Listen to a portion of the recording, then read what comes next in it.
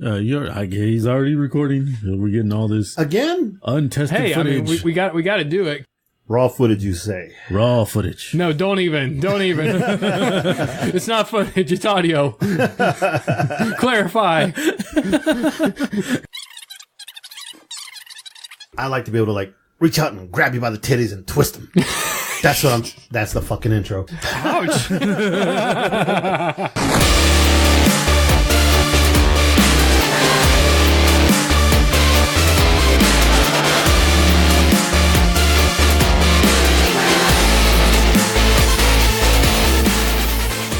Hello and welcome to another exciting episode of Critical Thinking Podcast. I'm your host, Kyle, along with my co-host, Rick the Rizzo, and our other co-host, Sean. And the other Mexican in the room, Miguel G. And this is a critical look at all things gaming, movies, collectibles, and so much more.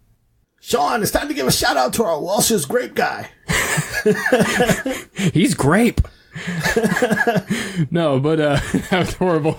But we want to give a shout out to our friend Mike. He's our listener over in Wales, and Mike does some really awesome canvas art. He does the painting. The stuff is incredible. He's only been doing it for 3 years, but he does awesome stuff with Marvel and DC.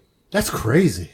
It's crazy. No, you can't do that. I know I can't. He's out in Wales. But no, he's awesome. You guys could definitely check him out. It's if you look him up on Instagram, it's silhouettes_by_Stimson. And you can find him also on Facebook, Silhouettes by Stimson. He follows us. Like I said, he's a new listener.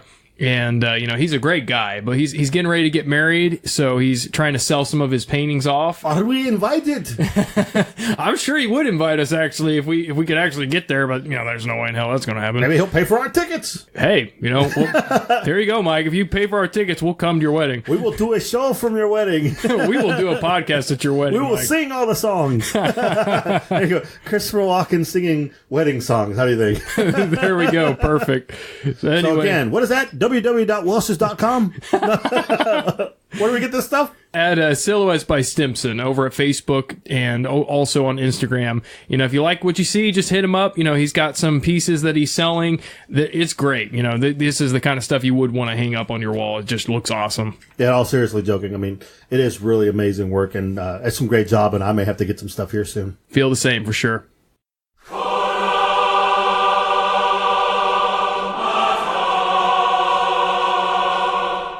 we have a taste test today. That sucks. I'm just saying because we get to taste the gum. You say gum? Yeah, this is what this is. I thought you said something else. Well, I don't know what the hell you're talking about over there. I said gum. You can taste whatever the hell you want to. I said gum. What are you hearing in your ear? I don't know. My headphones don't work right. Hello. Only he hears what he wants to hear. Fly. That's true.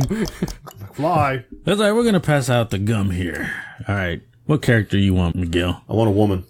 There you go. Thank you. What do you want? I'll have the swordsman. The swordsman. He likes the sword. Let it be known he likes the sword. I'll be the cook. Our fearless leader, Kyle, is not here, so he can have the captain. The captain. Oh, captain, my captain. And then, we don't have, we have an extra piece, so. Let me translate this. In English, white man gonna die when he eat this. This is from our good friend Kyle over at Tokyo Munchies. Got us some gum. Yes, Tokyo Munchies. Kyle from Tokyo Munchies, batting 100 in the bedroom. Give that man HB commercial. He said this is strawberry gum.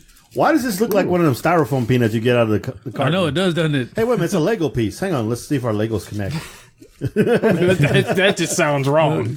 It's like, so we get to try Japanese gum. Oh, here we go. Japanese gum. Oh, make your mouth wet. Whoa. Wow. That's a whole different flavor. Does it taste like strawberries? The pieces are a little bigger than what we have here. That's funny considering it's Japanese. Would it be bubble gum? We can try blowing a bubble and we'll see. What the hell's all this smacking going on right here? We're all learning the taste of this gum and see how long the flavor lasts. I'm having a really hard time processing it. It's really, it reminds me of, like the, not the dum-dum suckers, but the, Bubblegum blow test 1, fail. Fail. All we heard was farts. You know, it's not like Super Pop where you can like blow a bubble real quick. It reminds me of those lollipops, you know, the, oh man, what are those things? Blow pops. It reminds me of the strawberry blow pop. That's the flavor. Yeah, you got a point. Yeah, took a while for me to get. It's not bad. I like it. Bubblegum, bubble test number 2 for me. Oh, Uh-oh. we just had to chew it longer. Yeah. It's got a lot of flavor. That's why I couldn't even process it at first, is because it's so flavorful at first. You're just like, whoa, what is this? That's impressive that the fact that you had to chew it so much before you could actually blow a bubble. When it's got so much flavor at the beginning, you can't even like process like, what is this flavor? Heroin. And we'll see how long the flavor lasts. So far, mine's starting to go away. I don't know how y'all's is. It's definitely different flavor from ours, though. Like, they have a different sensibility to how they flavor things. That's your lotto numbers, bro. They give you a fortune with your gum over there. Really? Oh, yeah. Oh, you will chew the gum and you will die soon. I didn't mind. I thought it was actually pretty good. It reminds me, the chew of it reminds me a little bit of like the powder gum, you know, that you can get and put in your mouth and it like turns into gum. Yeah. I will tell you this, though. Texture. By chewing that gum and chewing gum here, this gum didn't bother my teeth. Like the other gum here in the U.S., it didn't bother me at all. I mean, It's not as sweet. No. It was fine. I thought it was good, but it didn't bother my teeth at all. Yeah. More flavor and less sweet. Oh, so lame. Well, you couldn't think of anything. You guys Shit. just put me to fucking sleep. Your ass couldn't come up with nothing. I'm thinking, damn it. Give me some time. I'm sitting to come up on the fly throwing it out there, and you just, the only thing you can do is criticize my work. I do criticize your work, because if you ran this place, we'd be in the shitter already. You already went to the shitter. I didn't have to take a shit here. That's how you get the cancer. You got that blue light going. Get the anal cancer. Holy crap. Hello and welcome to Anal 61. Episode 61 of Critical Thinking Podcast. I'm your leader of this group for right now since, allegedly, I'm not a leader of this group. This group would get me killed. Our fearless leader will be back. We have a fearless leader? Our fearless co-host. He's hunting down moose and squirrel. Moose and squirrel. Must get moose and squirrel. He'll be here on the second half of the podcast. So Boris and Natasha are out there. Yes, they are. Boris. Is that a code for sex? Da. There it is. Now we know. Okay, so I'm leader 1, you're Psykill, and you're Thrasher. That's right, you're the black woman car. That's okay. Fine, you can be Zartan, I can be Destro, and you can be the twins. The twins? Yeah, because you're big enough to be twins. I got yolks. This sucks. Man, I'm going home. I suck. Hang on. I know what it is. He's got it on the wrong ear. Oh, yeah. I'm back, ladies and gentlemen. I'm feeling good. Woohoo. I had the headphones on backwards. I'm ready to rock and roll. He had it on. He had it on crooked, so he went straight. Critical Thinking Podcast brought to you by Trojan Condoms. Magnum is all we use here. Damn. How you doing, guys? We're doing fine. Fantastic. Who brought the condoms? Not me. What would we do with them? Oh, I forgot. On the podcast. I don't know. I was talking about I thought we were going on nights out, guys' night out after this. We're going to go find us the ladies. Okay. It's like guys' night out, like, with condoms? Just the guys? Whoa. Well, let me ask you the honest to God question. If you went camping and you woke up with Vaseline all over your ass, would you tell anybody? I woke up with Vaseline all over my ass. Would you tell anybody the next morning? Nobody was with me. I went by myself. No. You went with people. You went with people camping and you woke up with Vaseline on your ass. Would you tell anybody? Would I tell anybody? Yeah. Yes or no? That's a trick question. Yes or no? Jack down and throw this fucking bottle at you. No, because I know the way you think. Well, answer the question. Was it you that put it on my ass? No, I'm not saying that. God damn, you fuck up the joke. Sean, if you went camping with a bunch of us and you woke up with Vaseline on your ass, would you tell anybody? No, I wouldn't tell anybody. Thank you. Let's go camping. Rick knew the answer. I knew where he was going with this. So there's a big guy walks into the bar. Okay, he walks up to the bartender. Hey, what do you want to drink? I'll have a Shirley Temple. It's like, only gay guys drink that. Well, I'm gay. No, you're not. Test me. Okay, let's go to the back. Test me with anything you got. So the big, powerful muscle man pulls down his pants. Bartender looks around, finds a pen, sticks it in his ass. That's a pen. Okay, all right. Looks around, tries to find something else. Use his finger. That's the index finger. Okay, it's pretty good. So bartender's like, he goes, you got to try really hard because I'm really good at this. You're not winning. Okay, so the guy's looking around. He finds that, what's that thing you use to unclog the toilets? Plunger. Oh, you've taken this test too, huh? Yes, I'm on a roll. No, I watched you do it. All right. Well, that's the intro. There you go. Some bad jokes. I saw where that was going. I was like, I'm not going to answer that question. He's going to say, yo, you took this test before. I'm sorry. It's a dumbass joke. But I got you. Because I answered what a plunger was? With Vaseline and a plunger. Whoa. Anyways, I think you're the one that's making a confession here. I don't go camping, and I just leave my crap in the toilet. I don't unplunge it. You know an awful lot about how you test gay people is all I'm saying. I don't know any of that stuff. This is a joke that was told to me. I'm just repeating the joke. That's a pass off. all right. Well, how was your week, Sean? Apparently it was great. He had plunger. Motherfucker. No, I had a great week. I slept a lot. He said wake, so I thought he was dead. A great wake. Yeah. No, it was, what did I even do this weekend? Shit. I don't even know. Oh, I spent time working on our website. I was doing more stuff of just like preparing posts ahead of time for the Instagram. Actually did a lot of writing, getting some of my own books and stuff produced. Very productive weekend, actually. What you writing, bro? I'm writing a fiction. No shit. He's writing a fiction. Writing a fiction. Probably about all of us. Yeah, it's a gay vampire romance. I was wondering. You guys are the two. Where's the Kyle at? Why is he not in this? Did he get eaten? He'll get in a threesome eventually, but he dies. All right, damn it, I'm writing a book now. That was going through your head. Shit. The same thing that's going through his ass. This is getting out my trauma from Miguel, is what this is. How was yours, Miguel? Well, I had a good time. You saw my pictures. It was my wife's birthday. Drank a little bit of Sean's concoctions. That sounded terrible considering all the jokes we're making. Some Monster and some Ritas, which was pretty good. And my daughter got mad at me. What? Yeah, she told me to quit drinking the Monster. Oh, come She said on. anything about drinking the Rita, but she told me to quit drinking the Monster. So that's bad for your heart, she keeps on telling me. It's bad for your heart if you drink it all the time. Well, that was like the third one I had that day and the second of the... Oh. No. I'm mixing the drinks because I ain't got this. If you're a Monsterholic, then yeah. Shit, you just don't know, man. Monster and water go great together. Monster goes with everything. I poured on my roast beef. I poured on my pork chop. You put the Monster in the ice cube tray and you have That's little right. frozen Monster cubes. That's right. Monster-licious. But no, it was a great time. I celebrated her birthday. Kind of did nothing on Sunday. Did some grocery shopping. It was a normal weekend. It went by too quick, man.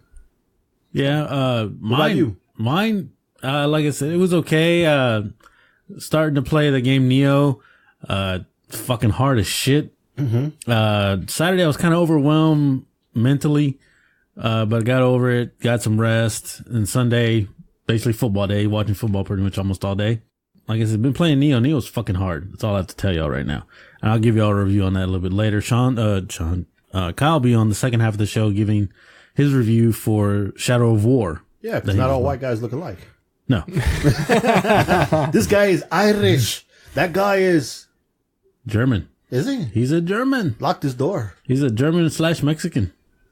That is a messed up situation there, bro. I'm trying to think of some kind of conjunction word to make between German and Mexican, but I can't think of one, honestly. A Germican? Germican. Meximan? Meximan? Germexin. Germexin? Germexin. Sounds like a bad decision. You're Mexican. He's like, uns bin eigen unget senor. He likes his refried beans with some sauerkraut. Funny thing is he probably does. Hey, man, don't dog the sauerkraut. That shit is good. with refried beans? I've never had it that way, but I think we'll try it this weekend. How about put it in the tortilla? Ooh, but you gotta have the sausage. So Yeah, what you eat? we're going with... No, you eat sauerkraut with sausage. Fool? What's wrong with you? Pork chops, whatever you can find. a big sausage? A schnitzel. How about that? Shut the hell up, Rick. No, a schnitzel. Is that what you call it? Is that a code for sex? He calls it his schnitzel. Hey, baby, you want some schnitzel? All right, gentlemen, let's go ahead and jump to it. Let's get to our box office numbers. Brought to you by Uncanny Comics for your uncanny comic needs. Joseph Cano sitting there playing with his dog. Yes, his real dog. At Uncanny Comics, no kidding, on Avenue H in Rosenberg, Texas. Avenue I. Whatever, I moved him. Go check him out. Uncanny Comics quickly becoming one of Houston's #1 comic locations, and this is a true fact. Nice. Yes, he is growing faster than his pants can hold him. He is gaining too much weight. He needs to work harder. Please go see Joseph and buy some cards. Come play Magic, come play Yu-Gi-Oh! Come play Pokemon. Not that kind of Pokemon, Kyle. But yeah, no, it's a really great place. He's our sponsor. He's covered us again. I know I'm making fun of him, but yes, Joseph Cano is growing, and he probably will be moving to a bigger location here soon. Awesome. So, I guess I'm going to do the movies numbers then, eh? Go ahead. Okay, the box office numbers brought to you by me. At #1, Happy Death Day. If you guys remember, that was the gopher type movie. What's it? Groundhog Day. Groundhog Day. Yeah. Gopher. Where she dies and gets her gopher touched and she dies. There's a lot of gophers in here. But anyway, it made $26 million this first week. Its budget was only $4.8. Wow, really? Yeah, it blew its budget. Man, a bunch of no-name actors and a handheld camera. Damn. But you know, they really had a good marketing campaign, and the trailers were very compelling. It made you want to see it because it looks funny and also looks scary at the same time. Well, here's the thing. You figure of that because it's over and over and over again. Some of the first scenes up until a certain point, they probably have to redo. Like when after she we're like, oh, okay, all right. When she starts working out nude and everything, that's probably when it changes. But I know we wanted to see this. Did anybody here make it out there? No, it didn't make it. I totally forgot it came out this weekend. That's terrible. At #2, Blade Runner 2049 made $15 million this week, so it's picking up some steam. Now it's $60 million for 2 weeks. Still $150 million budget. Still got a long way to go. But hey, keep hanging around #2, #3, pulling in $15-20 million every week until it drops out. It might make it and won't be a bust. Won't be a success, but it won't be a bust. Well, yeah. You know. At #3, we have a Jackie Chan, The Foreigner. He's all Mr. Serious. $13 million on a $35 million budget. I thought this was going to do a lot better. I thought so too, but maybe because Happy Death Day was out there and a lot of people want it closer to Halloween, want to see True. stuff like Yeah. that. Well, again, it's the timing thing too. This is action movie, and we're transitioning into fall, so it doesn't really jive very well. This would have been a summer movie. Yeah, and again, saying back, going with the Halloween thing, because look who's #4. It pulled another $6 million now for its complete total of $314 million on a $35 million budget. This is like that Shyamalan movie that he did, directed for $25 million and made $8 billion, trillion dollars. Yeah. So, yeah, that's pretty good. I wonder what it has made worldwide. I bet you that'd be pretty crazy. Probably beat that by, This far. is just use. Do you think that beat Billion and the Beast? No. No. I don't think it'll ever beat that, no. #5, The Mountain Between Us. This is that Idris Elba movie again, right? With the white girl? Yeah. Well, he should have ate her. Yeah. $5 million. Well, he probably did. $5 million and $20 million budget. Made so far on a $35 million budget. That's surprising considering it's Idris Elba, a great actor. So I guess even he couldn't carry this film. Maybe the plot was kind of lame. They should have gone with your idea. They should have had him eat her. It should have been a comedy, survival comedy. Oh man, black man eats white girl. That would be everything. That's called a hate crime, sir. Jesus. Everything should have just gone wrong continuously the entire time, and they could have had a funny spin-off on it, and then I bet you would have done better than this. So you tell me Liam Neeson would have jumped out of the woods and beat the wolf and saved him? Yeah, I don't know. That might work. I'm just curious. This is only its second week on it. Mm-hmm. Do you think it'll beat its budget of 35 being at 20 mil? I think it will. I think that budget's so low that I think they can beat it. 2 weeks at 20 mil. It only made 5 mil this week, so it made 15 the first one. It's dropping. I'm going to say by week 5 it'll make it. Week 5? Yeah. That's my guess. Any honorable mentions there? I'm going to honorable mention this one. It's his first week out, which I'm surprisingly, I guess because it didn't get a lot of marketing for it. #14 is the Professor Martin and the Wonder Woman. This is the origin of Wonder Woman, the man who created Wonder Woman. It was actually out of 2 women in his life, put them together to make one as the comic. And I figured since Wonder Woman came out, maybe this one would have done well, but I think it's because of the marketing. It really wasn't thrown out there. He was trying to tease off the success, but didn't market it right. That's and it's also a documentary, and people are not as much into smart movies anymore as they used to be. So this would have been something that he would have put on the back of. I mean, I know he's trying to make money, but maybe put it on the back of the Wonder Woman DVD special. You know? Well, it was actually a movie. It wasn't actually a documentary. Luke Evans is the one that plays. Oh wow! Plays the professor. Oh, interesting. On it and stuff. But like I said, when they did the movie, I think they just didn't market it well. Everything. I thought it was going to be interesting. I thought it was going to be a documentary when I saw the trailer and stuff. No, it's a movie. Oh. It's a movie. It's not really a documentary. So it's a movie based off his life and based off what happened. Okay. Yeah. Tragic, man. Tragic. They probably would have done better if it was on Netflix or something. Honestly, this wasn't really a theater movie. That's why I think it didn't do as well as it might have. I mean, only 736,000. That's ouch in week one. And then also mentioning here number 11. Marshall, that's coming with our boy on a trailer we're going to talk about, Black Panther. He played Thurgood Marshall. Oh, yeah, that's right. That came in at number 11 for his first week.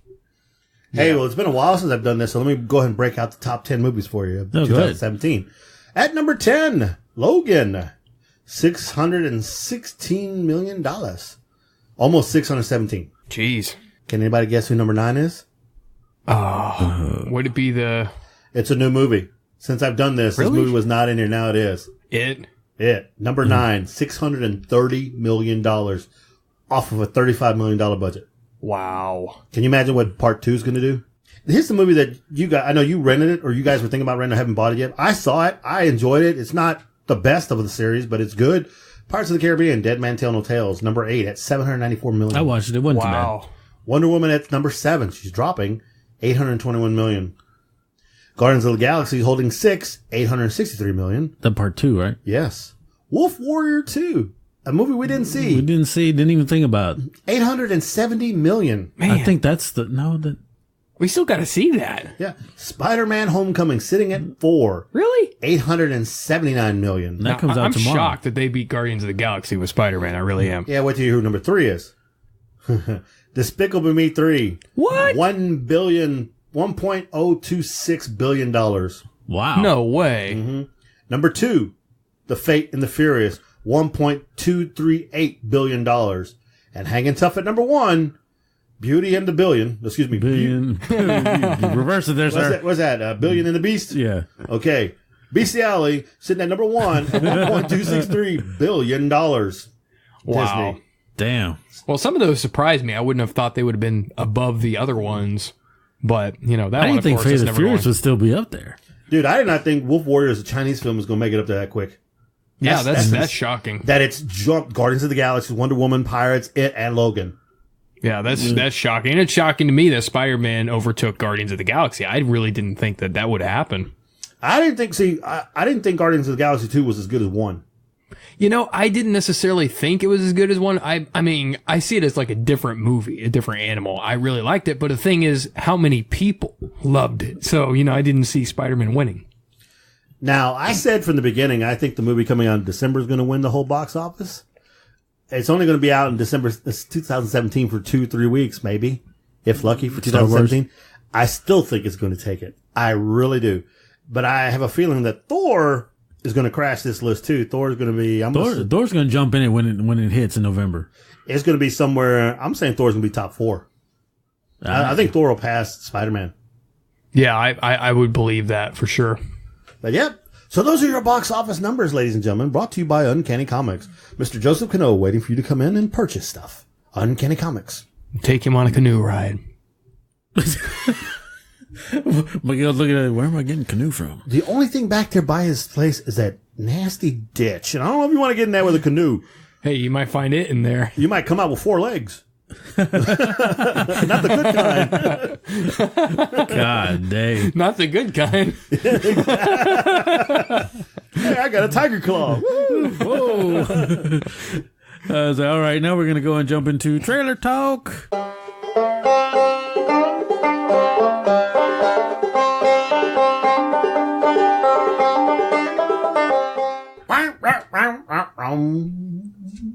It's out of tune. I see. Sounds like you're beating somebody with it. A lot of beatings going on in this place. Oh, God. Going on there. The first trailer we saw was Black Panther, the new one. Trailer number 2. Wrong hand. Sorry. Miguel's over raising his hand with his fist. He has his fist in the air, but the wrong fist. That's right. I didn't think it really mattered. Didn't matter? I don't know. Does it? I don't know if you put both up, that means you're Superman. I'm not going to fly away. Dude, that would be awesome. I would pay money to see a black Superman. Isn't that called Steel? Okay, all right. I want to see a real Superman. Steel is stupid. Anyways, Black Panther, it shows more of it, shows how more Wakanda, shows more of Michael B. Jordan, his character development a little bit on it. What'd you think of it, Miguel? He will play for Watanabe. Gotta bring the Kevin Bacon movie. That's right. Dude, I think it's going to be cool. I like Black Panther in the other movie. Was it Civil War? Yeah. But this is weird. I don't know how I'm going to feel it because I don't really know much about the Black Panther universe, but it's cool because I think this guy can act, and I also like the bad guy. Yeah. I've been a fan of the bad guy ever since Friday Night Lights, since he was Creed. I love Michael B. Jordan. He's a great actor, and he looks like he's going to play a badass bad dude. So this looks really cool. I do have some issues with kind of the way it looks. I felt the movie's making me feel a little racist for a little bit, but I kind of get where they're going with it. That's cool. Why the racist card? I don't know, man. They're dropping the African stuff a lot on them, man. He's from Africa. I understand that, but dude, they didn't have to play it up like they did there, man. They're like, oh, did you die? That was all that was left. That was all they had to add, and it would have been big time racist. It's just showing Africa. It's African culture. That's not racism. Yeah, but they went like, we're going to take it back to Shaka Zulu time, bruh. I'm like, that's a little too far. But that's what it was in the comics. Wakanda did have a lot of the same, like, old traditional. I understand that, but if you watch the trailer, they're more advanced than we are. Yeah, but that's how it is in the comics, too. So we got flying cars, we got this badass force field, but we got people going... Well, I mean, what are they supposed to They hold to the traditions. Yeah, I mean... Racist? That's not racist. That's culture. It is. I mean... So why when I say it, is it racist? Because you're making it racist. It's not. I'm not trying to be racist. It's racist if you use the N-word. Nigerian? Well, they probably would take that offensively because they're Wakandan, not Nigerian. Either way... That would be racist. Nice. Okay, now that y'all making me out to be some kind of Klan member here.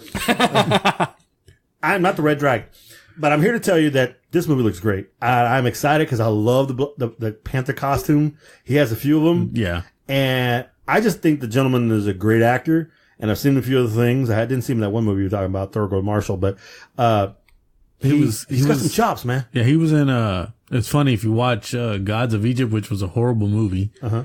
But why you told me to watch it? If you watch it. Uh-huh. He played I forgot what god there was that was real smart. And he has a totally different you see him in this Wakanda accent in this one. And that one has like a white man's talk.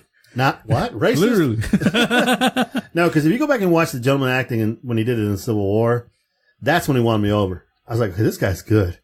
And I can't wait to see him in his own standalone movie. First of all, Black Panther's badass anyway. He's jumping around doing all these flips and got the vibranium claws. Yeah. Whole vibranium suit. Yeah, the vibranium suit is badass. Yeah. So yeah, I'm stoked. I'm going to the movie theater when it comes out. I'm gonna try to get tickets early to see it. Yeah, I'm going. I may dress up as a Black Panther. So it's coming out in what, February? Oh, it's gonna be too damn hot. Never mind. March or February? I just wear a shirt. What about you there, Sean? Well, you should wear a shirt for sure. Hey man, I'm ripped and cut. I wear my condom shirt. How about that? Magnum. God. Critical Thinking brought to you by Magnum Condoms. Why? Because we're Magnum here. More about the Panther. Just stop. Just stop while you're ahead. You said head. I said, well, you're ahead. That's the word of the day. What is that? Hugh's Playhouse. I thought it looked really good. I thought, they won me over with this new trailer for sure. Like the previous one, I thought that they weren't really making it Wakandan enough. Like they weren't really going with African culture. It seemed like they were going African American. And I was just like, but he's Wakandan. He's African. And they are actually very different from African Americans. It's a whole different culture. So, when I saw... White man.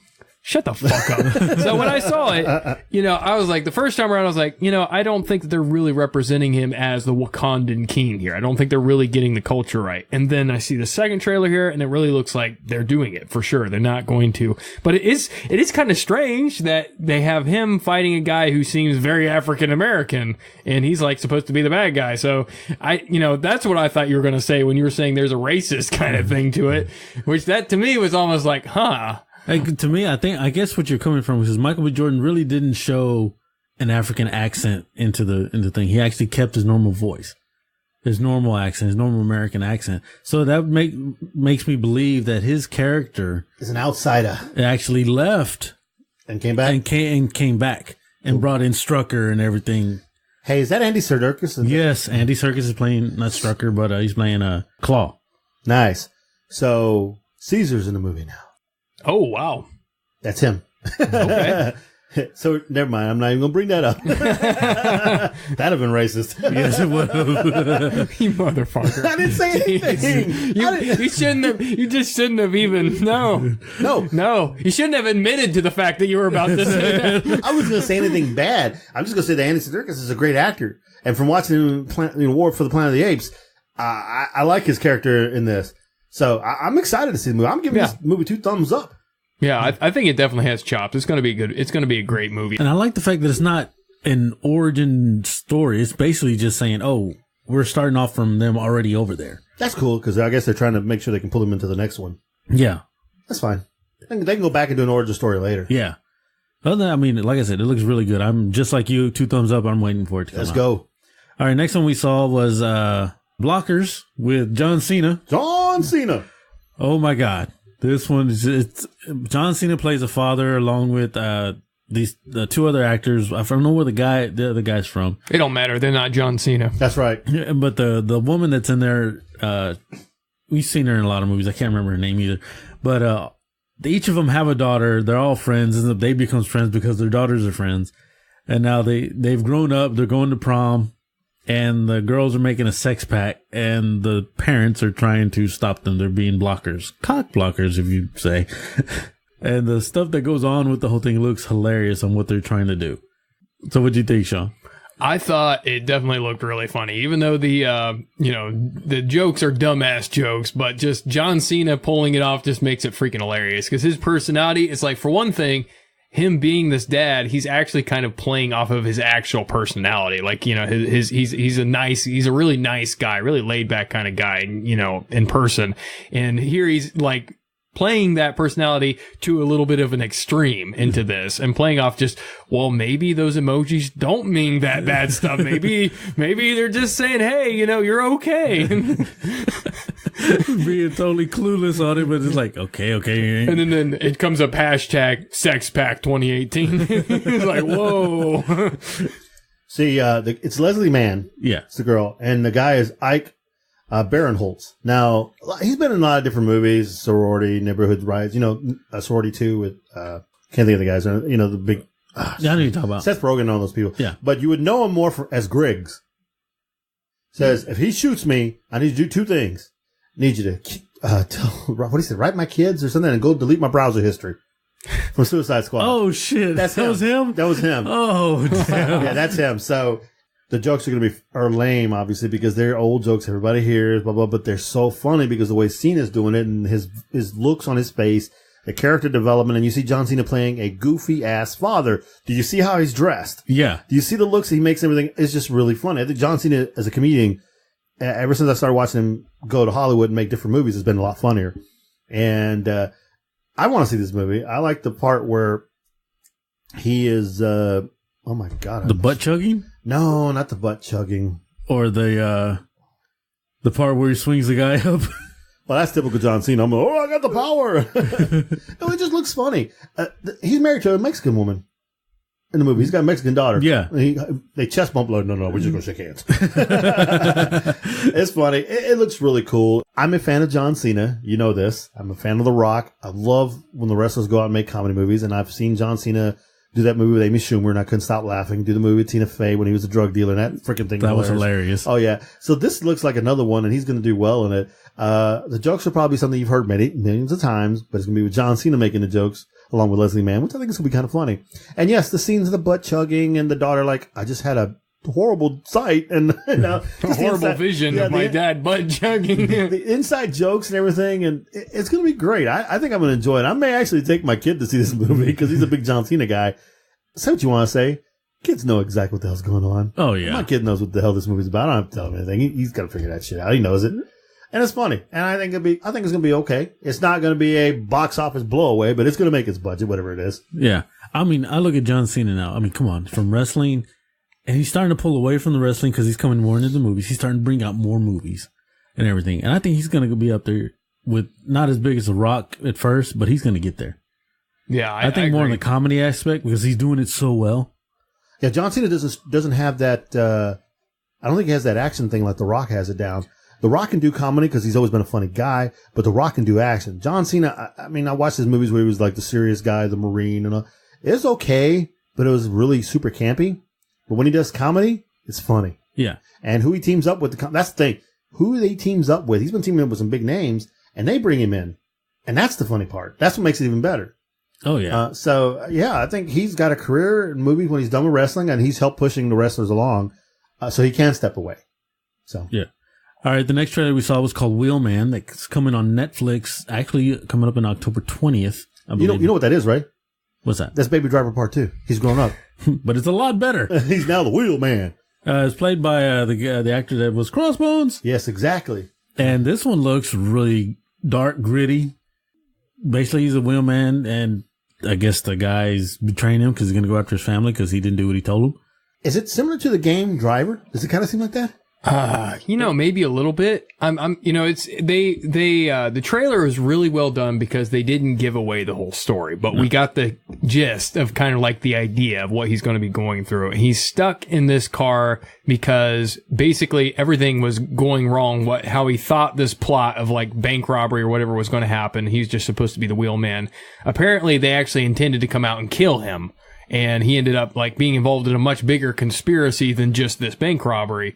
So some random guy calls him and says, you need to leave them right now. They're going to kill you. And, at first you're thinking, okay, so this guy's saving him. But then it seems as it goes on through the trailer that this guy is just kind of using him and forcing him to do certain things. Like maybe he's helping him kind of like, and, keeping his family from getting killed or something. But it's like he's been hijacked basically. Yeah. And has gotten involved in a lot bigger stuff than just that little bank robbery. So here he's just trying to survive, and he's a really good driver, and he's trying to do everything he can to get through this whole crazy, scary situation. They know where his daughter and his wife are. I think it mentioned them getting taken, maybe. And, he's stuck on a freaking roller coaster ride of just trying to survive through this stuff. Yeah, it's Frank Grillo. And you guys remember from Captain America, but you guys probably forgot that he was in The Purge. Oh, really? He was in The Purge Anarchy. He was in The Purge election year. He was the guy trying to save the president. He was also in Zero Dark 30. Yeah, I saw that. I remember him in that one. He was in Home Front. And so he's been in a bunch of movies. He's been in The Crash. You ready for this?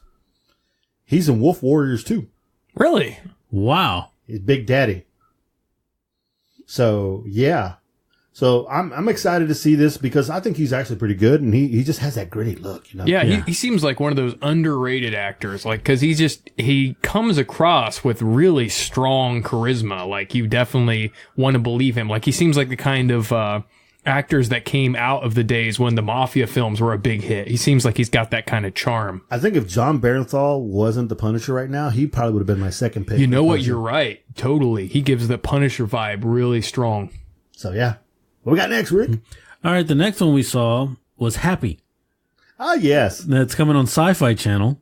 Going to be a series. The guy that's playing, I guess the main actor playing it, the drunk per se, I guess, because I did not know this part. Miguel said it. This was a comic book.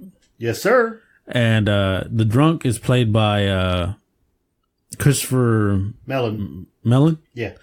And, I'm used to seeing him in a lot of serious roles. The first time I ever saw him was in Scrubs, which he did play an asshole pediatrician doctor. But, in this one, he's being the drunk and he can't die? No, I can't remember. It's been a while since I read this stupid thing. But he ends up seeing Happy, which is an imaginary unicorn. Yes. Well, no, it's the imaginary unicorn of a little girl. Imaginary friend. Yeah, who he winds up saving. He's trying to get her to help her find the little girl. And that's the whole thing to the whole book. But at the same time, Happy saves his butt several times through the thing and helps him out and whatnot. And he's badass. I mean, he's a former drunk cop, and it's pretty cool. The character's name is Nick Sachs. I wish I still have it. I read this book when it first came out a long, long time ago. And I had it, and just recently I sold it. I wish I had now. It's like, crap, I should have kept it. But Patton Oswalt's playing Happy. Yeah. So he's got the perfect irritating voice. When I saw him do it, it's like, and here's the good thing. He looks exactly like the stupid horse from the comic. He really does. So they drew it right. Yes, they did. Melon kind of looks like the guy a little bit, but not really. But yeah, but he has the attitude. Like, oh, I think we did great. Look, we beat all that rush hour. That's perfect. The guy's a smart ass. It's like, hence they said we're going to cut your wiener off slice by slice, like, what he's like, thin bologna. Oh, that's going to take a long time. Yeah, that's exactly who that guy is. And I guarantee you, it's very, very gruesome at points. It's it's a dark comic book. Well, being that it's on Sci-Fi, they might get away with a little bit more gruesome than normal channels, but I don't want to give anything away, but it has something to do with a touch of pedophiles. So it's going to be, Sci-Fi's going to have to be really careful how they do this. Yeah. But he's going after the pedophiles. Yes, he is. Yeah. Because the main bad dude is he got problems, bro. Gotcha. What'd you think, Sean?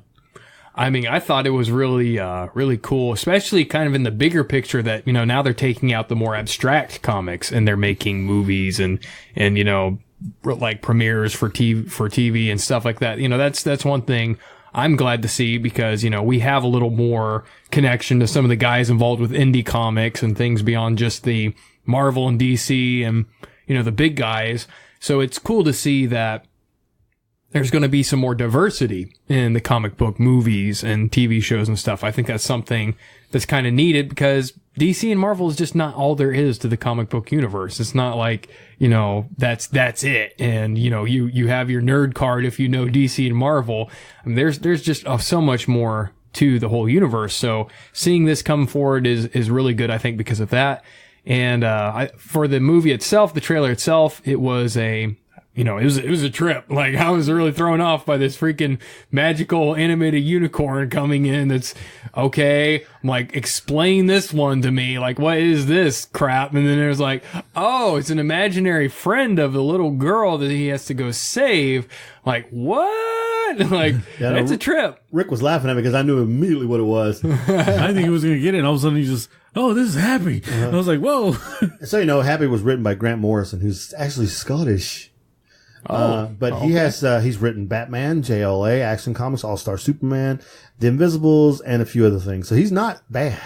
So, I mean, granted, I enjoyed the book, but yeah, I can't wait. It's something I'm going to watch. Yeah, I'm looking forward to it too. I know he had to get a little bit of change for this. Yeah, think so. But it's coming out in December though. Look out for it and coming in December.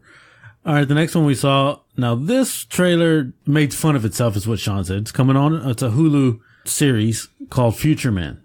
So it's a series, not a movie. It's a series, not a movie. And basically they make fun of it right away, say it's a copy of Last Starfighter. Yep. And basically the kid plays a game, beats it, ends up, he's the savior. The time people come back in time and say, oh, you're the hero. You're the one that's going to do this because it was a test. And he even said it right there. Oh, this is like the Last Starfighter. This is bullshit.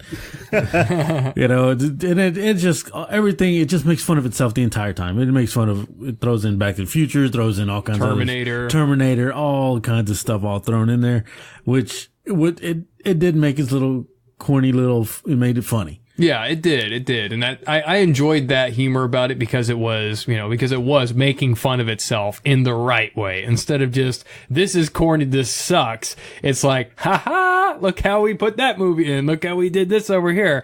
And, the kid, of course, I think it's Josh Hutcherson. Yeah.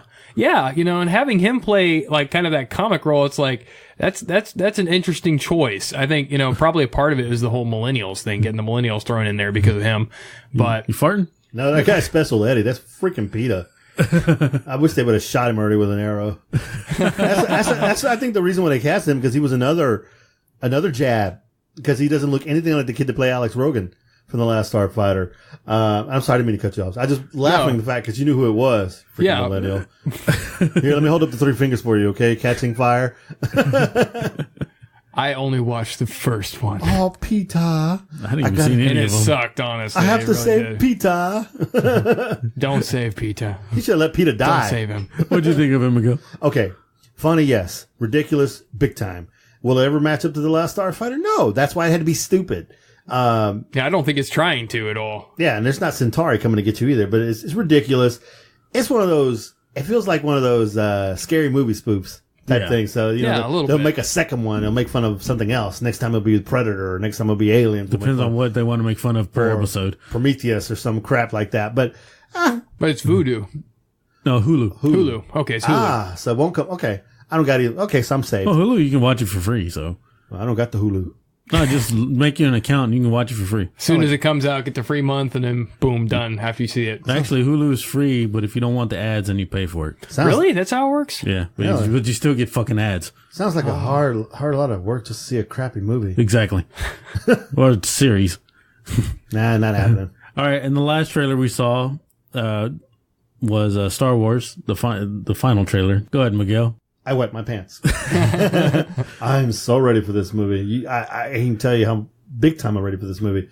Get me some more Rey, get some Finn, get some Chewie, get it all. I don't know if y'all noticed, but Chewie looks all nicely combed and everything. Is that because he's with Rey now, so he's got to keep himself groomed? You know what, man? He's grooming her every night. I don't know. Luke, his facial features when he's getting freaked out and shit looks kind of cool to me. I'm excited. I can't wait to see what. I mean, just a geek. I can't even tell you. Kylo Ren trips me out still. They moved his Scar. What is he, Scar? Yeah. All he uses a cat. Yeah, but no, he looks. What, now since this is Disney, we're going to start having, like, freaking Lion King references in the movie? Like, what? Hey, they're on it. Never mind. What'd you think, Sean? I mean, I thought that, I mean, there's a lot that I want to like about it because it's Star Wars, and, you know, seeing, like, the AT-ATs is so cool. Actually, there was only one AT-AT. The other ones are new. They're called Gorilla Walkers. Okay, so basically they're a new variant on the AT-AT. I mean, Mark Hamill definitely seemed awesome. You know, Luke Skywalker really being in it instead of just one scene at the very end where we get the panorama circling around him. That part's really cool. I don't know, like, how much are they going to salvage, in my opinion, what they fucked up with the last movie, and how much are they going to just move on and actually make a better movie? Oh, Kylo Ren's really going to fuck everything up and just kill everybody. I mean, I feel like they majorly made him look like a little bitch in the last one. Like, they did not build him up as a badass Sith. They fucked him over, like, badly. They made him emo. Emo, Whatever. emu. They made him an Australian bird. They made him have temper tantrums. It's Disney. That's what's going to happen. He's going to become a talking Australian bird. So whatever they did to him, he still had. You did see his freakishly power. I mean, come on, dude. He did stop the freaking laser. Yeah, but she shouldn't have been able to just beat him, like, right off the bat. I mean, that's fucked up. Well, she wouldn't have the lightsaber skills. She is Anakin. Okay, whatever, Miguel. The problem was that Kylo Ren didn't use his gun. Stop at the time. He didn't use it. I don't know. I mean, the trailer, it wasn't horrible. It wasn't great. To me, I just really got the marketing vibe. This was to me more of the Hollywood magic of brainwashing of, you want to see this movie. It's Star Wars. You want to see this movie. And it's like, I didn't really get a lot out of it from, like, why do I want to see this movie? Stop trying to convince me. Why do I want to see this movie, really? Because it makes you wet pants. Yeah, because it was cut funny. You actually have no idea what's going on with this movie now. Yeah, I didn't get hooked on any particular concepts thrown out there. Because they don't want you to figure it out. Ass. They don't want you to know that what I already know. I already got the theories already done, that I already figured it out. Yes, call me at this number and I will let you know everything you want to know. 1-900. I mean, you can start a mystery book and not give away how it's going to end. I mean, so what's so hard about making a trailer that we get some kind of an idea where this is going, and not also at the same time not, like, giving us away the whole end? Maybe they want to give you a red herring. Well, that, they could have done that and still given, like, some kind of hook. It's given something to get off of. I mean, the hook is Star Wars. I know, and that's not good enough. Only for you. Everybody that's over 40 has already been hooked. And they're going to spend that money. And they're going to take the little babies. And the other babies. And their mama's babies. And whoever the hell they take. Rick's going to go see it probably 7 times.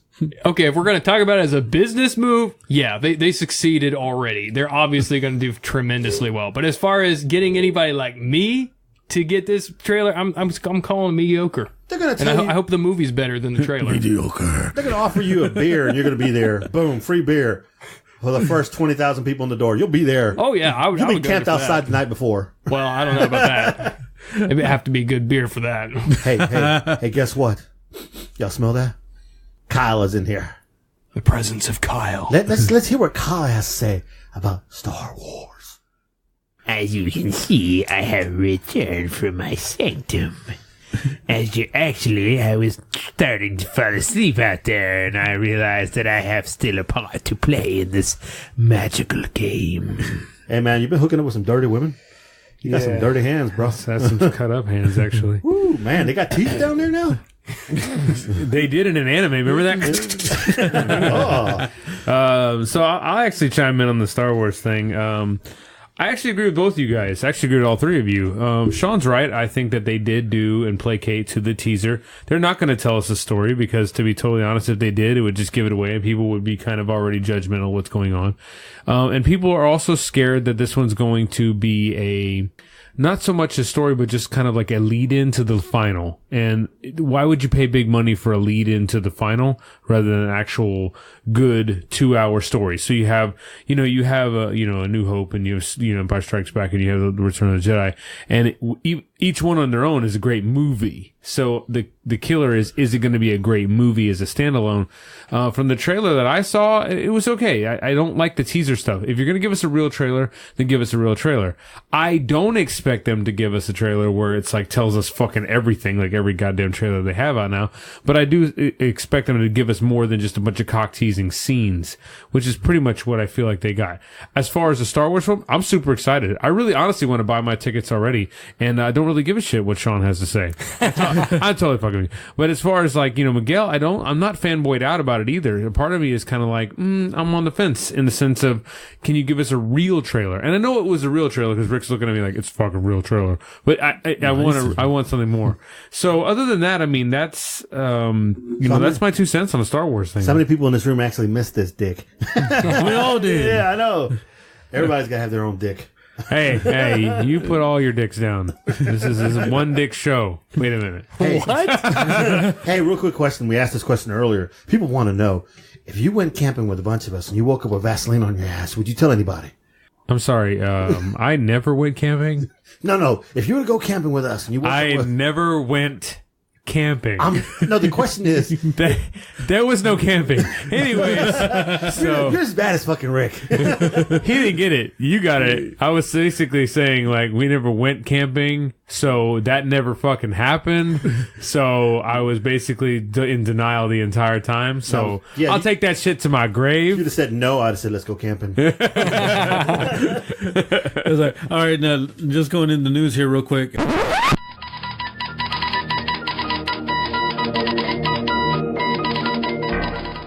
The only news I have is they did finish Deadpool the movie, so they're already in final editing on that one now. And I don't know if I mentioned before, J.J. Abrams is going to do the last Star Wars. He's going to direct the last one. Cool. And all of our TV shows are back on now. Flash, Arrow, all of them are back on. Try to catch up on those. Oh, I got some news. Go ahead. It's Happy Channing Tatum Appreciation Day. What the fuck? Yay. Get the fuck out of here. All right. What kind of shit we got to deal with? You haven't been here for 3 weeks. Fangirl over here. All right, now we're gonna have some gaming. We're gonna have some gaming funny news into this here.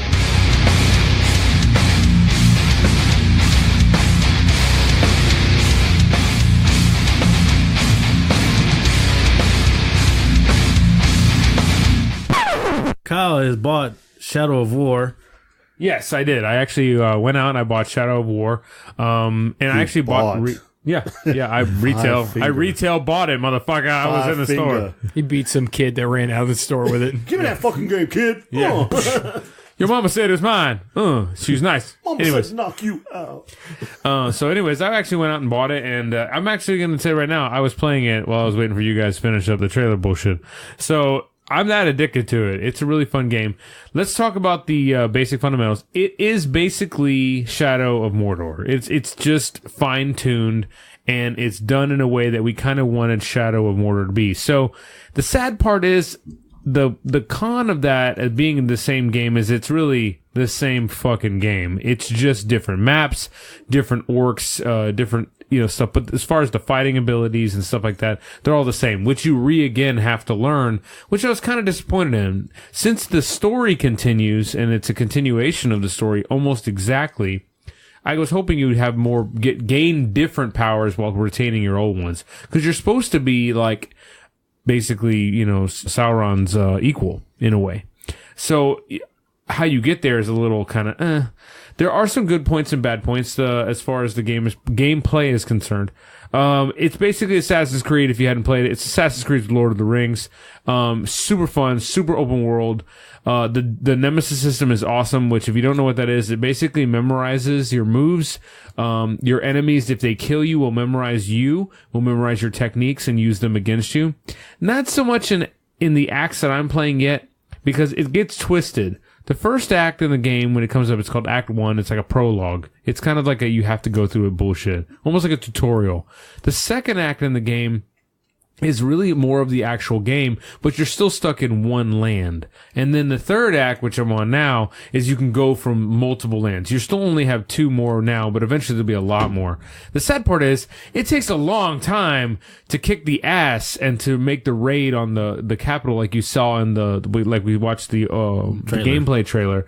It takes a long time to get there. And it's not that you can't get there right away. It's literally that you better build up your army there. Because the sad part is none of your men that transfer from one place to the next place. So you can't bring a raiding party or anything like that, which I felt limited the game. Although the game is really addicting and it's fun and you're building your men, there are a lot of things that they didn't really fine tune that I didn't like. And Rick can remember this. So when you're playing the game and you convert an orc to your side and you convert multiple ones in the same map, like the same area, let's say the same 100 feet, if you run away and come back, they're gone. And I was hoping they would change that, but no, they didn't. So you're kind of like changing some of the normal guys is kind of pointless. It only helps you in momentary fights, and it doesn't help you long term. The chiefs are the main thing. If you war chiefs, the captains, those are the main thing. But it's basically Shadow of Mordor, which again is great and bad at the same time. Overall, so far, I'll be honest, I've actually paid to play. I paid some of the gold coins. I did this for a reason. I wanted to see if it was worth it. It kind of is and kind of isn't. So you get these perks, which do help you level and go through it faster. And you get gear sometimes. The main one is it gives you orcs, which is really neat. So you get these orcs that are already like legendary status, but they're not really. It just says legendary, and it gives them kind of neat armor. It's just a word, huh? Yeah, basically. And so they go in the game and they become a captain, but they're still just as pussified as the regular epics. You're nerfed down. Yeah, basically. So they have to earn their way too. This is the part of the Nemesis system I love and hate. A part of it basically is you can back up, go to fast time, advance time a lot, and kind of see how your guys play out. The bad thing about this is I feel like you're playing a game of roll the dice. They're not really using challenges. They're using basically the 2 perks of the captains or whatever, and they're saying who would win. You could actually go to those missions and help out your captain and ensure he wins, which kind of gives you a bonus to continue playing the game rather than just advance time all the time. The other thing I've noticed about this one is, in the first one, I remember you having to do this, you could still beat a captain without knowing his weakness. Fuck it, I don't give a shit about his weakness. But now in the acts that I'm in, they're a motherfucker. I'm not even kidding. Like, when this game says it keeps you on your P's and Q's, you are on your P's and Q's even when you're in open world. The captains will ambush you. The captains will hunt you down. They have blood brothers, and if you kill one of them, as soon as you kill him, you can just be running along and all of a sudden get ambushed by the blood brother. And it doesn't stop. Captains don't just attack you sometimes once. Sometimes they team up on you. There's cool things, though. Now you can assign a bodyguard to you from one of your captains. So the highest captain you have, you assign as a bodyguard, which, by the way, you can train them too as well and perk them up. And then as you're fighting, you can summon him and he'll show up. And he'll help you defeat your enemies, which is really fucking good because half the time they show up and they're in the middle of like a whole orc fucking thing and you gotta fight 50 guys and that captain at the same time and they're a motherfucker. So the story also, by the way, I want to talk about the story in a second, but as far as the overall gameplay like that, I give that a solid 8.5 out of 10. There are some rooms for improvement, but the gameplay on its own, and this is not an online multiplayer game. Rick asked me that earlier. You really don't get that a lot. You really don't get that I see. I think there is some online features, but it basically just kind of like, here's my stats, there's your stats. I have better stats than you, and that's not fucking. I was sick of that. Yes, that's sick of that. I am better than you in any way, fashion, form. But as far as like buying yourself in the couch and doing your own thing, it's a lot of fun. I mean, seriously, like it's addicting. It's addicting to want to build your army. It's addicting to want to train your guys. Now, the story itself is super addicting. It's actually almost too addicting. You really don't want to explore a lot of stuff because the story is so intriguing. The bad thing about the story is, so the game, and if I understand correctly, if you were to play the same game, the maps will be totally different, even in the same land, than my maps. That's cool, except you can tell where they put the same points, no matter where. So, like, a prime example is, let's say this right here, which is, you're not watching, you're listening, but a Darth Vader, Cup holder is a point on the map that you have to get to that goes to the next part of the story. Okay. Which, by the way, the story to kind of lead you up is he made his own ring of power with the Wraith. And then it was taken from you because your Wraith gets pulled from you. A spider, which is this big spider, who can morph herself into a human, stole the Wraith and then traded you the Wraith for your ring. That is why you don't have the ability to dominate orcs in the first couple acts, because she has your ring. The ring wraiths are then sent to kick her ass. You, along with another helper, save her. So she gives you the ring back and says it's up to you to destroy Sauron. She hates Sauron with a passion. So the spiders hate Sauron. And there's actually a bunch of lore with that, and it kind of follows the lore. But so go ahead. I was going to say, Mike ain't going to play this game. He ain't going to go into that spider at all. I would have played, but I don't know now. No, and they show her as a woman, and she's like supposed to be some seductress or whatever because she's a spider, obviously a Black Widow kind of thing, a big whatever. But the funny thing is the ring wraith is very, he's very like, fuck this bitch. Let's take our goddamn ring back. He's very like one track minded, and the other guy's very like helping people. And it gives you a lot of lore into Lord of the Rings. So if you want to know more about the story before it became the whole Lord of the Rings bullshit and the fucking, the Hobbit and shit, this is all way before that. Yeah. Sad part is it's kind of like the Titanic. He didn't get anywhere, but you got to go through the story anyway. So, anyways, long story short, you get to the story. Yeah. What? The Titanic sinks? Oh, fuck. So you go through the story, and here's the part. So this cup holder represents a point on the map. There are 5 or 6 points on the map, and they're not in the same places, but my guess is they will be in the same places. They just build the maps differently around the same points. Okay. So the sad part is there's mission points in the most asinine places on the map. Like, it's just like, what? In the middle of the fucking base? Like, why the hell would you put... So when you click on it, it's kind of nowhere near there. And some of them, though, are right there. It's like some of them are specifically designed to be in that area, and some of them are just like, get here, and then you're totally on the other side of the map. Like what the fuck? Like, why did I have to go? And here's another thing too. Fast travel is a thing, like before, the towers, but you have to run most of the time. And it's like, oh my God, like fuck. And a lot of them now, the bases have signal flares. They sense you, they fire out the signal flare. And there's not 10 guys that come after you. There's hundreds of guys. And by the way, remember those Killigore dogs that we used to ride? They are a motherfucker when they ain't on your side. They are worse than orcs. Like, I'm not even kidding. They're worse than orcs. They're worse than all of them. But there's a lot of tricks in this one that are a lot neater too. So like the bases, there's a lot of hanging meat you can shoot down, and you really have to use all that stuff to play the game. So to give you a prime example, is it worth buying the gold to advance your character? You know what? A part of me says yes, if you want to advance in the first few maps, it's worth spending. And it's not even that expensive. A little bit of money. I get it, the microtransactions and everything. Then don't. If you don't like it, then don't fucking do it. Do I recommend it? Get you a couple legendary guys. It's kind of neat. And it's not much. Like $10. You know, it's like $10. We spend more than that shit on fucking Subway. You know what I mean? It's not a big deal. But you don't have to. And that's the beauty of the game. You really don't have to. The best part of the game, though, is raiding the capital cities of each map. It is very strategic. You have, so you have each of your commanders, your captains. You can pick and choose depending on your level with how many captains you get. Those captains get perks. And they're bad fucking ass perks. But you have to pay for them in-game currency, not the gold currency that you paid for, the in-game currency, which you get from deconstructing gear, which, by the way, you get upgraded swords as you go. So every captain you kill, you'll either get a sword, a cloak, a ring upgrade. You get upgrades in gear, so which is pretty cool. And then you can gem out that gear, which is kind of a broken ass system too, because although you earn gems and then you can, just like Diablo, change the gems to better gems, once you put it in something, it's fucking stuck in there, and then you're constantly earning new gear, so it's almost pointless to put the fucking. What's the point of gemming it? Yeah, what's the point of gemming it if you're just going to throw it away eventually anyway? And you throw it away very fast. Like, it's like, oh, I got a sword. Oh, fuck this sword. I got a bigger sword. You know, fuck that big sword. I got an even bigger sword. Holy shit, is that a 15-inch dildo? Like, you know, like, so as you're playing the game, the what you're looking forward to is raiding the base, and it really feels like you are raiding a base with an army of orcs, and it is a lot of fun. The funny part was, and I will spoilers alert to those who buy the game, if you play the original, you will remember a character named Ratbag, and Ratbag was kind of like this orc you save, and he becomes like your buddy, but then not really, and I never really finished the whole game, so I didn't know what happened to him. I think he was supposedly have been dead.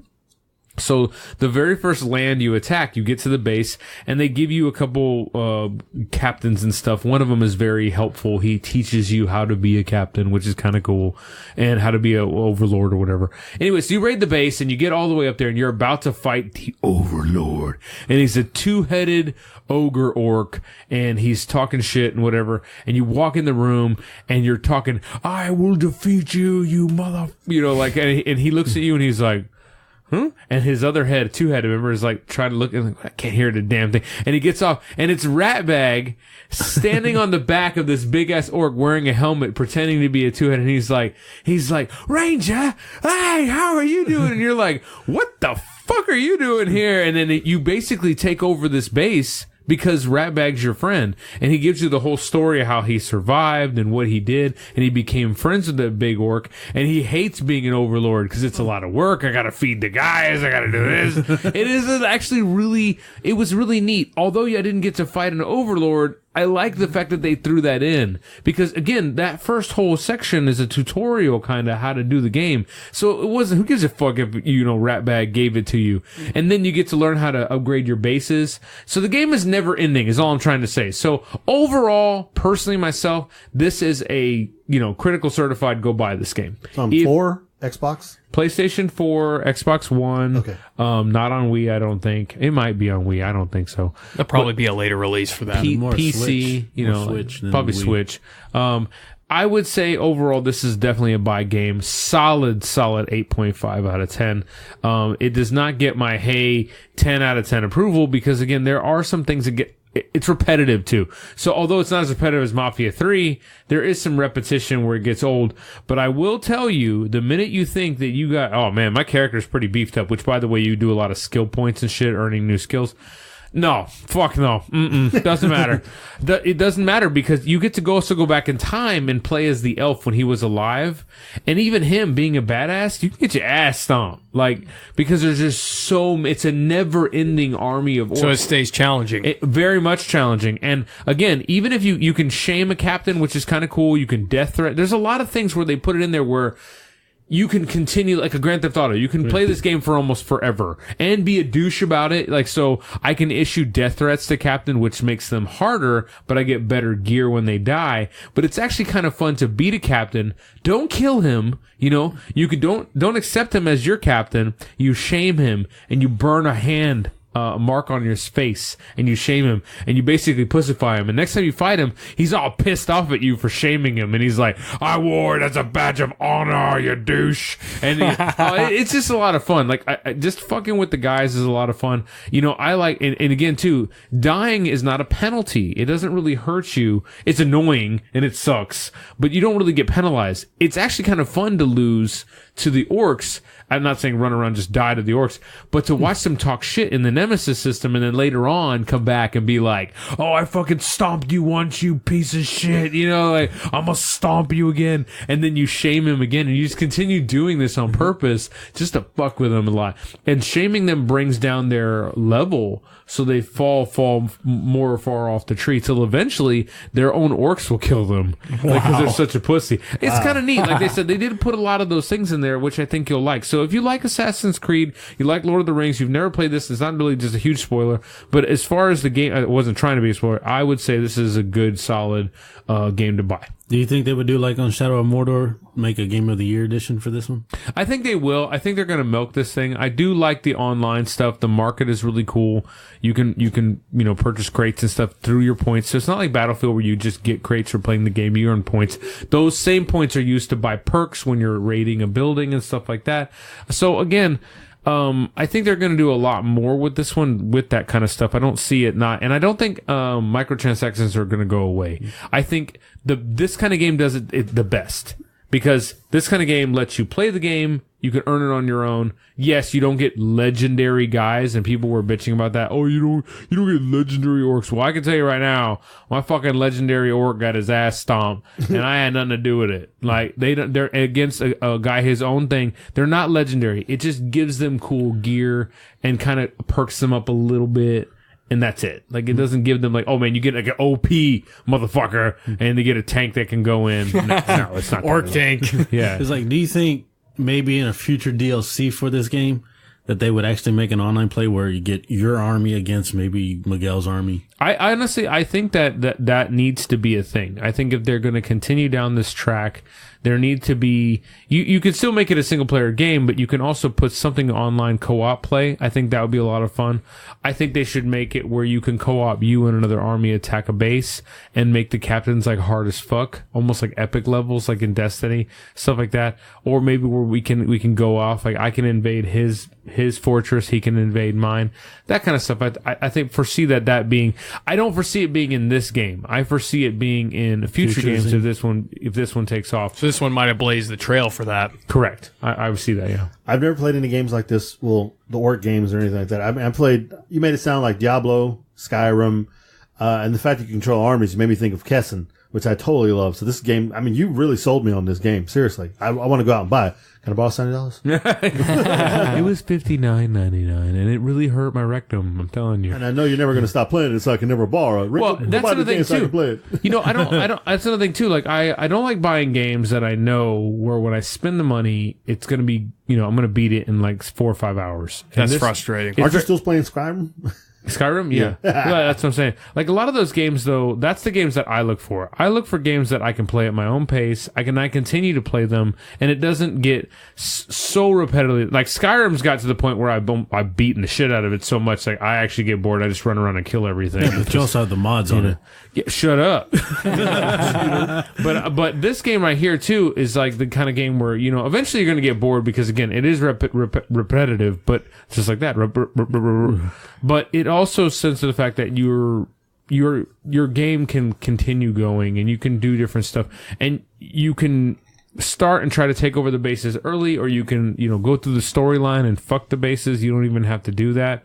A lot of the story, though, you have to do to get the perks for your character himself, which I don't like. I don't like some of that, and some of the perks again should have been better. Like, I felt like the perks should have been more like godlike. You're a goddamn ring bearer, for God's sake, and I can get killed by the average Joe. And no, I don't like that too much.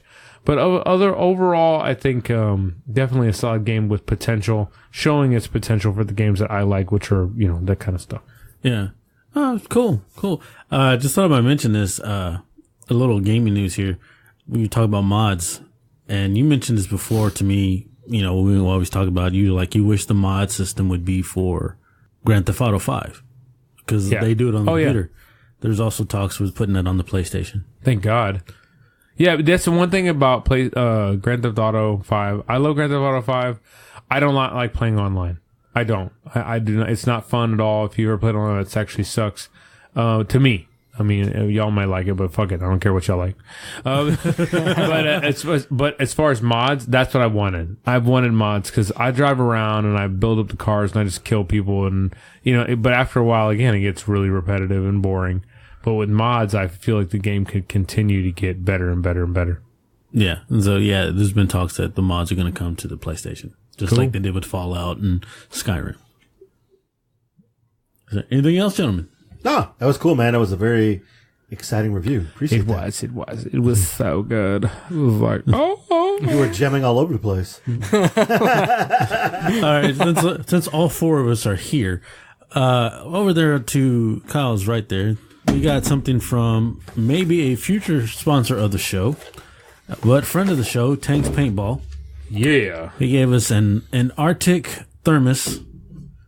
We're probably going to do a giveaway for it in the near future. Yeah, we'll definitely post pictures on our social media for that. Yeah, it's got a Texas zombie hunt on it. We probably need to do this before Halloween's over. Yeah. But, and it's lime green, smells like plastic. It's metal. It doesn't smell like plastic at all. I lied.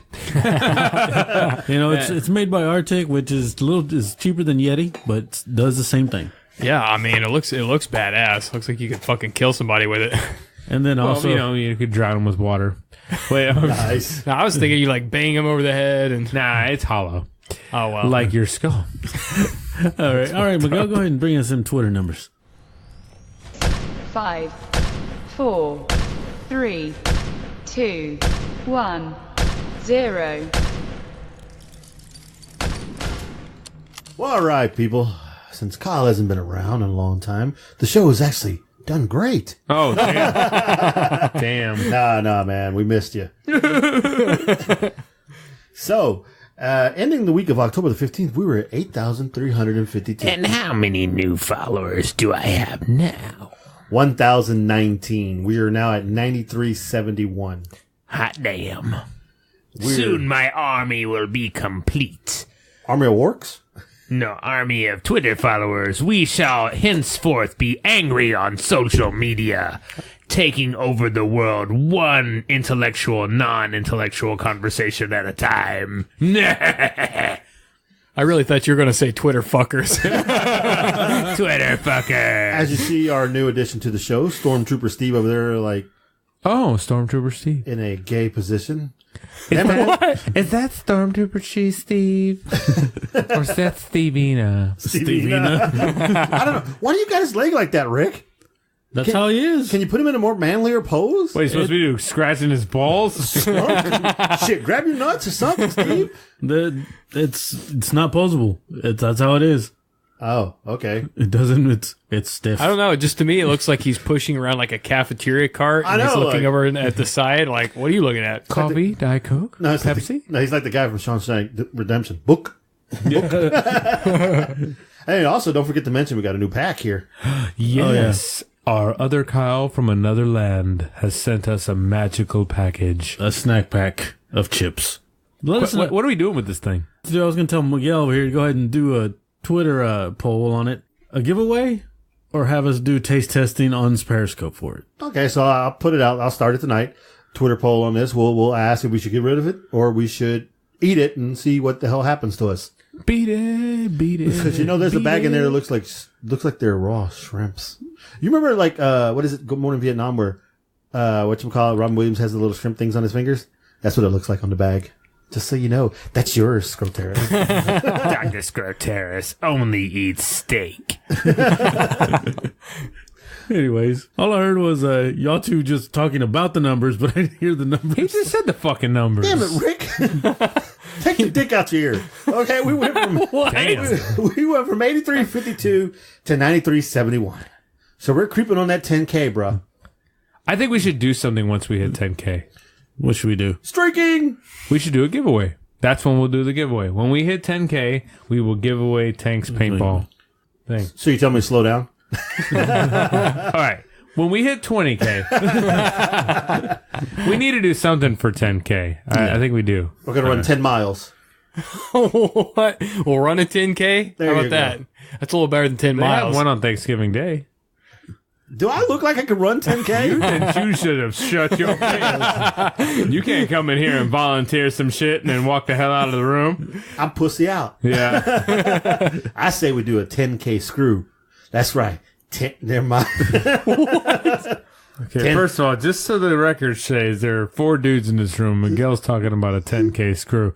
I would like to point out the fact that he is a closet homosexual. Not with you It has yet to come out. Your wife is going to be fairly disappointed. Not with you three fuckers. Oh, you're supposed to be specific. Shit, I figured you'd think... Well, hold on, Mr. Thou dost protest.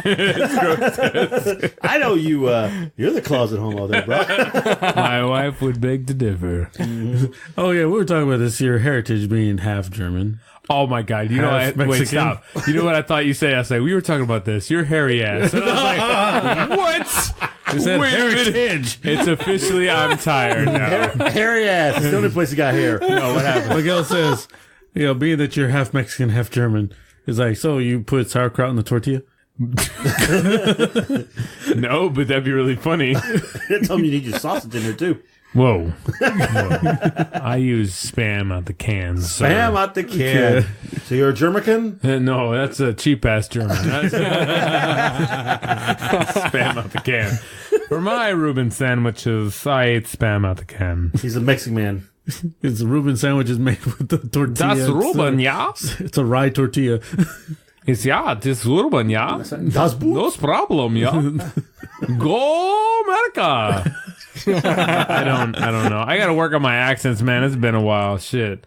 Yeah, I know. You had the fungus among us. Yeah, dude, that sucked, man. Being sick blue assholes, man. I'm telling you. And then I'm exhausted all the damn time. Eating that raw shit, bro. I'm telling you. Whoa, first of all, I cooked that shit. Wait a minute, hold on. How the hell you... Didn't it hurt you? No, I've been getting up early, and I'm actually been trying to go to the gym in the mornings, too, so it doesn't help either that I'm, but it's been working. I've dropped 20 pounds. Oh, yeah? Yeah. I ain't seen it. Well, you're still fat, so but yeah, no, I've dropped 20 pounds and I'm doing really good. So, it's been helping out a lot, but man, it's just been burning the candle at all ends. And then this last week I had to work too. So this weekend or whatever, man, it's been fucking bleh. You were helping out widows this weekend, weren't you? Yeah, which, you know what? That was pretty funny. We were doing, oil changes for you, baby. no, it was oil changes for, low income housing and stuff. Man, some of them have better cars than me. It's like, I was like, wait a minute, what? And thou shalt not judge Kyle. Well, Kyle ain't no thou kid Christian. Now we know why you're in a low budget housing. Yeah, I'm like, man, they're not low. I don't know what they were. So it was, I said we did our thing. We changed oil. We gave back. I've realized that working all the time is just, it's draining on you. It's just completely exhausting. So, and it's honestly, sometimes I think it's not worth it financially. You do make more money, but you're so tired, and it just goes to bills anyway. So it is what it is, but. Yeah. He was hanging out with the gilfs. The girls I want to. Grannies, I like.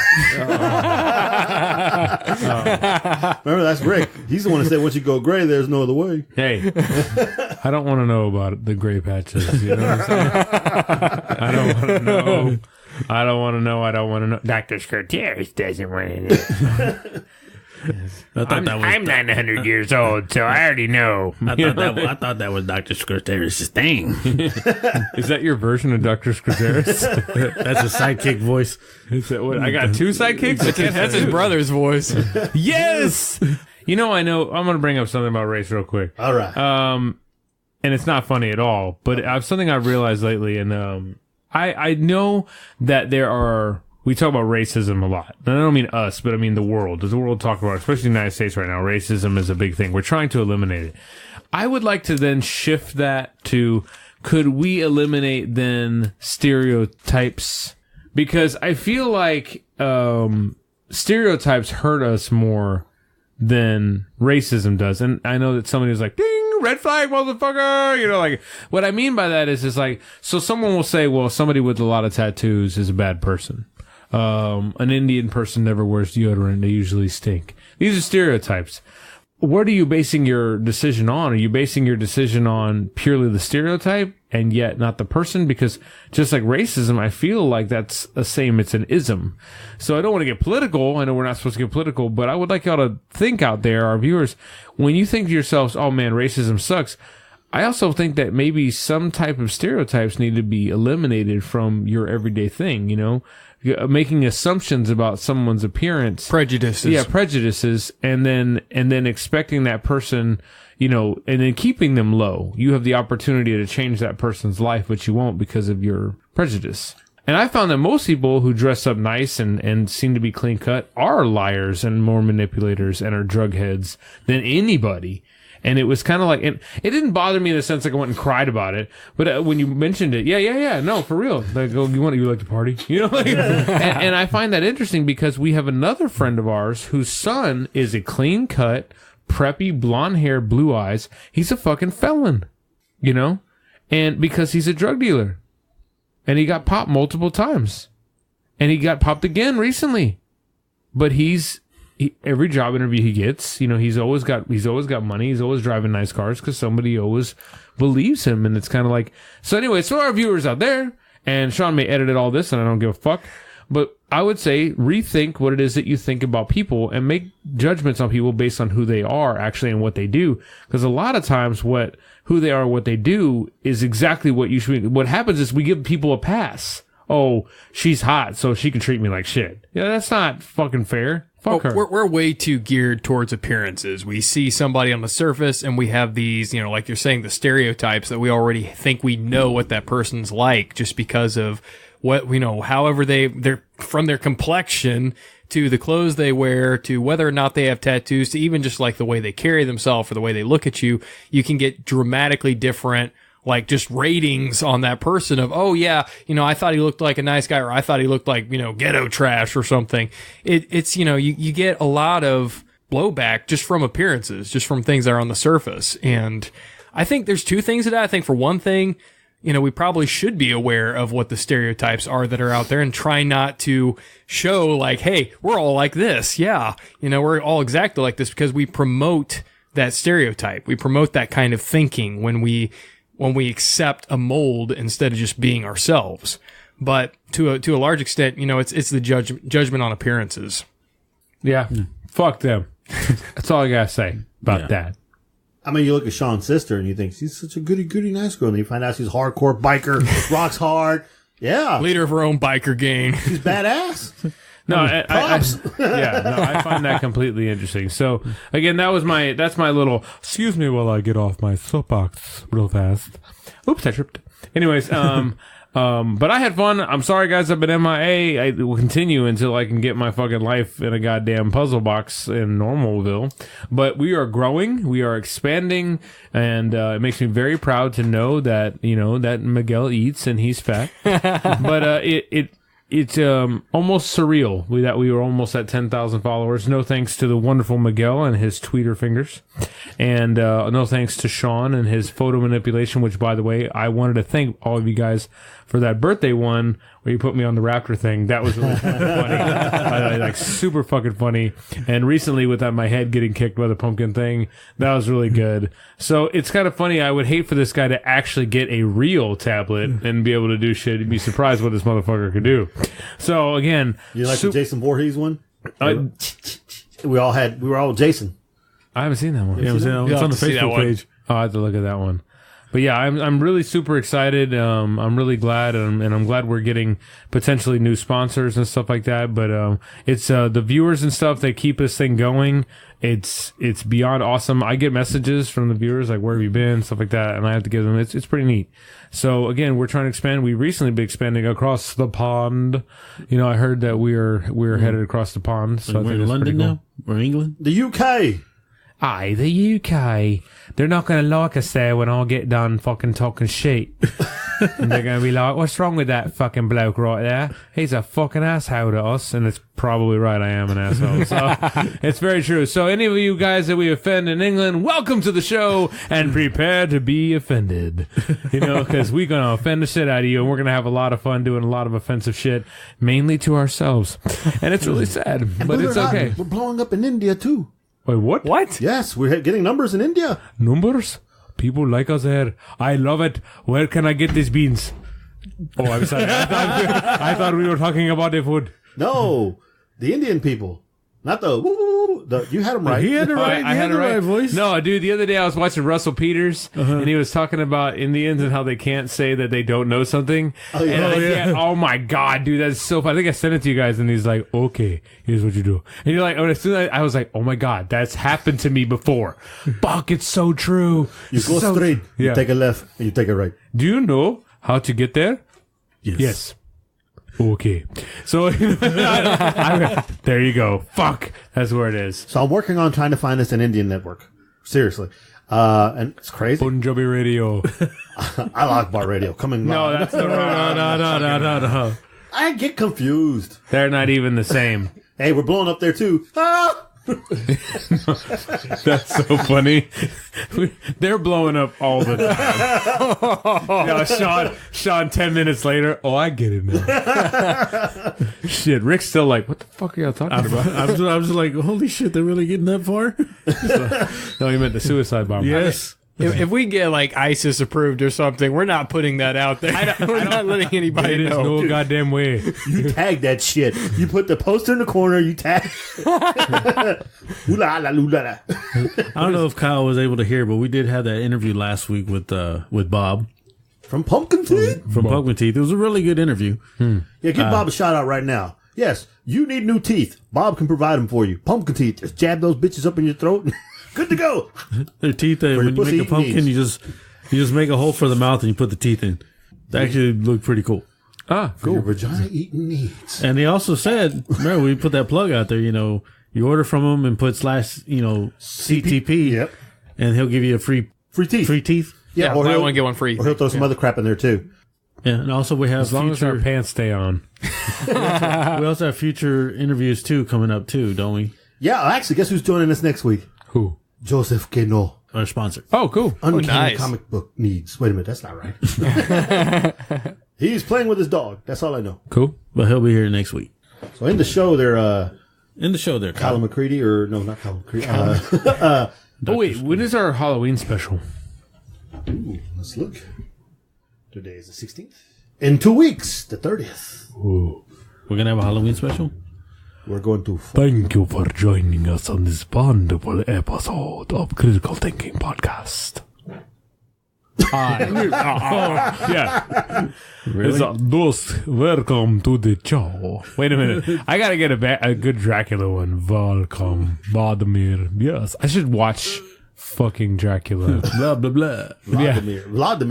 Vladimir, yes. No, it's Russian. Oh, that's right. Yeah. It's not the same. Transylvanian. Dracula just came Russian. Can I be Van Helsing? But you kill vampires. I don't want you in the same room with me. I'll be the Wolfman. Oh, There you go. You're hairy enough. I'll show you hair. How would you know? It's like Sean can be the mummy because he's a stick and we can wrap him. The mummy. And Rick can be a beast man. Beastman. I thought you were going to call me the Blob. I said obese man. I didn't say beast man. I said obese man. But yeah, the blob. There you go. Nah, man, he could definitely be the werewolf. He's hairy too. I could be Frankenstein. Frank! Get some bolts. You do the mash. He does the potato smash. There's something wrong with him. Into the graveyard smash. No? Is that, Graveyards. I don't know what I'm talking about anymore. I am so tired. Okay, guys. All right, Christopher Walken, take us out. Well, the show was missing something. Me. You guys suck. I rule. That's all I got. No, it was good to be back on. Sorry I've been out. The show has been awesome without me, but it's never as good unless it's with me. So, no, I don't know. How do you want me to end it? That's pretty good. 10% of me is better than 100% of these guys. Yeah. It's like, I shit and piss excellent. Kyle, how does it feel to be the shit and the urine? Well, I don't really know. Am I interviewing myself right now? That's how good I am. I should have Christopher Walken interview me. Ready, hold on. Let me see if I get this. So, Kyle, how's it feel to be the leader of these 4 losers. 3. Hey, who's talking to you? Actually, it feels pretty good, Mr. Walken. I mean, these guys right here, they got my back. I mean, through and through. Hey, is that a knife? No, Miguel, he's kind of crazy. What do you think about him? Well, he's a compulsive masturbator, and I really don't know what to do about that. But normally, when he keeps his pants on in the room, it's usually a pretty good show. What about that Sean guy? This is nuts. Always analyzing everything. Do you have any tips for him to be a better podcaster? Well, I mean, I think Sean sometimes could maybe sum it up in 2 minutes instead of 200 minutes. And he tends to go in a lot of depth. But, I mean, he's the smart one of the crew. I mean, we're all a bunch of dumbasses. So he brings a little light into our dark-ass little world. I mean, 1 + 1 is 4, right? So, Rick, the guy, the big one, the main squeeze. Because you have to squeeze him, because he's too big. What do you think about him? Well, I mean, Rick's the guy. I mean, he's always been there. He's, all of a sudden, I'm fucking Finney from fucking I'll do my own. Yeah, this fucking guy, yeah. He's a fucking great guy. He's fucking amazing fucking guy. Rick, he's the guy. He's there. Does his thing. Fuck him. I don't know. Anyways, hey guys, it was great having me back on the show. I love you guys. Sorely missed, and I hope you guys have a great and wonderful week. We're out. Hey guys, you can connect with us on iTunes At Critical Thinking Podcast. and Twitter, At critic_thinking. and also on Facebook and Instagram. At Critical Thinking Podcast. Ladies and gentlemen, Critical Thinking is on Beyond the Dawn Radio, which is known for playing the best indie radio music around the world. On Thursdays at 7 p.m. Pacific and 9 p.m. Central Time. And if you like the show, please 5-star the episode and tell your friends. So thank you for joining us, thinking shit through one podcast at a time.